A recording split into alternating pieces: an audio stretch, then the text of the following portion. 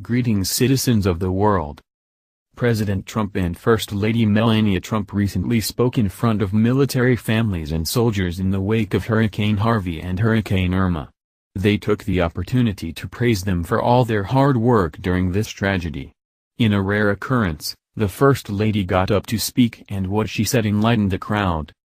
During her speech, the First Lady said the following. Every child whose parent serves in our great military should be enormously proud because your mom or dad is a true American hero. In the wake of two devastating hurricanes, the world has witnessed your courage and compassion. And you have made every American proud. The First Lady met with women and children at the Joint Andrews Air Force Base. Something that was not highly popularized in the media. Instead, all the mainstream media chose to focus on was how the president somehow appeared to rush and nudge her off the stage. It just goes to show you, no matter how good the work is she does, she will never be credited for it, and neither will her husband. USA News Flash reported the following. She afterwards explained to the military personnel in her speech how she cherished her time with the kids, prior to expressing her support for Florida in the wake of Irma just hours earlier. First Lady Melania has once again set an example of how a true First Lady should care and treat the people which risk their lives for our safety, as well as their children, who understand the sacrifice their parents make for our nation. After delivering some rare remarks at a U.S. Air Force event on Friday, First Lady Melania Trump proudly introduced her husband to the stage, no doubt hoping for a congratulatory kiss on the cheek. Instead, she was confronted with an awkward and stern handshake from the president, who told her thank you before ushering her off to the side, muttering, "You go and sit down now." Their interaction, deemed bizarre for a husband and wife by some, took place at Joint Base Andrews on Friday afternoon. After spending some time at the Maryland base's youth center with some of the kids of those serving, Melania took to the microphone to deliver one of her few short speeches since becoming First Lady. She spoke calmly and slowly to thank the servicemen and women of the Air Force, commending them on their courage and compassion and promising that the American people has trust in their abilities. They tried depicting him as an aggressive husband by saying, Trump, gazing off into the distance as she spoke, said was about to take the stage for his own address, which focused on the threat of North Korea and terrorism. Before his could begin, Melania, 47, smiled as she introduced him. And now, it's my great pleasure to introduce my husband, the President of the United States, Donald Trump. Trump bounded onto the stage, extending his left hand out long before Melania had the chance to offer her cheek for a peck. The author continued. Good job. He mouthed emphatically, shaking his wife's hand up and down as a row of servicemen and women stood behind them. Somewhat dumbfounded, she turned back to face the audience with a beaming smile fixed on her face. Then, with a slight pat on the back, Trump guided her off to the side of the stage. The seemingly frosty and formal interaction caught glimpses from critics. Okay. This is bizarre even for Trump. He shakes Melania's hand after intro, then gently but obviously pushes her aside. Trump shakes Melania's hand instead of kissing. Is this enough proof he has lost it? Were some of the remarks on Twitter. By far the most awkward husband-wife encounter I've ever witnessed was just now when Trump shook Melania's hand at the podium. Hug her, dude. Does Trump disgust Melania? Do you have friends who shake hands with their wives? Melania looks bemused, one person quipped, while another said, awkward? I say we all team and rescue the poor woman. This was good, but when she slapped his hand away was better.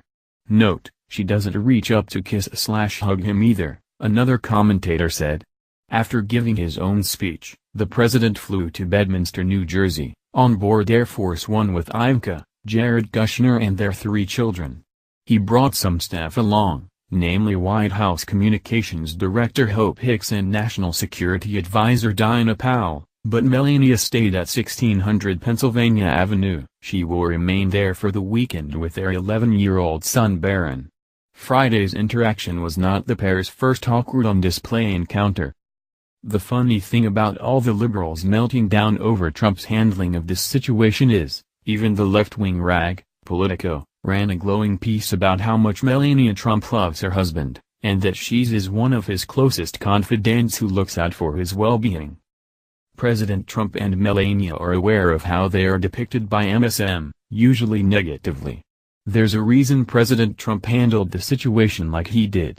Melania is a very private person and she doesn't like public displays of affection, according to sources. She's trying to present herself in a professional light. Melania Trump spent her first few months as First Lady in New York, only rarely appearing in Washington or speaking at events. Yet friends and aides say she's keeping a close watch from her gilded apartment in Trump Tower on how her husband is portrayed in the press, and that she's growing increasingly worried about the anonymous sniping from West Wing staff.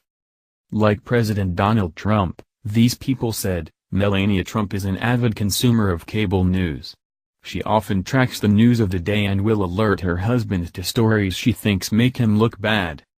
Her quiet role as private watchdog is at odds with her public persona.